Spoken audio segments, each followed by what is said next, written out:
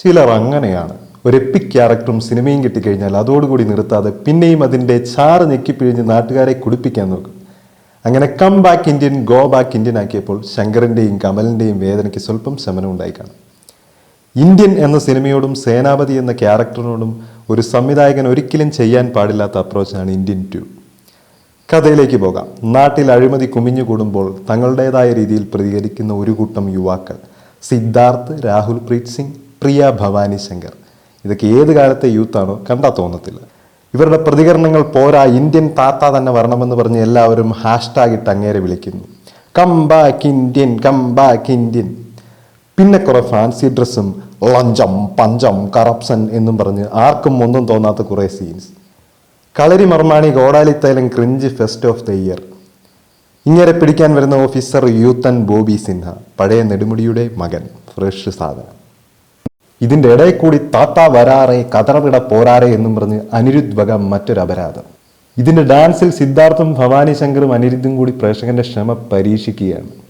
നാട്ടിലെത്തുന്ന ലഞ്ചം താത്തയെ ആർക്കും ട്രേസ് ചെയ്യാൻ പറ്റില്ല. അമ്മാതിരി ഹൈടെക് താത്ത.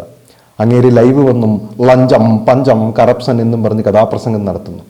ഇത് കേട്ട യുവാക്കൾ സ്വന്തം അച്ഛനിട്ട് അമ്മയ്ക്കിട്ട് കുഞ്ഞമ്മയ്ക്കിട്ട് എന്നില്ലാതെ എല്ലാവർക്കിട്ടും പണി കൊടുത്ത് ജയിലിലാക്കുന്നു. വാവ്! ഡ്രഗ് ഫ്രീ സൊസൈറ്റിക്ക് ശേഷം കറപ്ഷൻ ഫ്രീ സൊസൈറ്റി. സ്വന്തം ഫാമിലിയിൽ പണി കൊടുത്ത് പണി മേടിക്കുന്ന സിദ്ധാർത്ഥ് താത്തക്കെതിരെ തിരിഞ്ഞ് ഗോ ബാക്ക് ഇന്ത്യൻ എന്ന ഹാഷ്ടാഗ് ഇടുന്നു. പിന്നെ താത്ത അന്യനും യന്ത്രനും റോബോയും എല്ലാം ആവുന്നു. No limit. സേനാപതിയെ യന്ത്രനാക്കിയ ശങ്കറിനോട് ഒരു കാലത്തും പ്രേക്ഷകർ ക്ഷമിക്കില്ല. കുറെ കോടീശ്വരന്മാരെ കൊല്ലുന്നതും അതിനെ കോമഡി മർമ്മവിദ്യയാക്കുന്നതും കൊണ്ട് എന്താണ് ഉദ്ദേശിച്ചത് സത്യമായും മനസ്സിലായിട്ടില്ല. അവസാനം പിടി വീഴുന്ന താത്ത വീണ്ടും മർമാണി വിദ്യ കാണിച്ച് കോർട്ടിൽ നിന്ന് വരെ ഇറങ്ങിപ്പോയി. ഇതൊന്നുമല്ല കഥ, 3-ാം പാർട്ടി പുഴുങ്ങി വെച്ചിട്ടുണ്ട് എന്ന് പറഞ്ഞ് സിനിമ തീർക്കുന്നു. കാജൽ അഗർവാളിനെ ഒരു മിന്നായം പോലെ കാണിക്കുന്നത് ഒഴിച്ചാൽ അടുത്ത പാർട്ടിൽ എന്ത് അപരാധമായിരിക്കുമെന്ന് വന്നാലേ അറിയാൻ പറ്റുള്ളൂ. ജസ്റ്റ് ഒന്ന് വിക്രം മൂവി കൊണ്ട് തിരിച്ചു വന്ന കമലിനെ അതേപടി തിരിച്ചു വിട്ടു ശങ്കർ.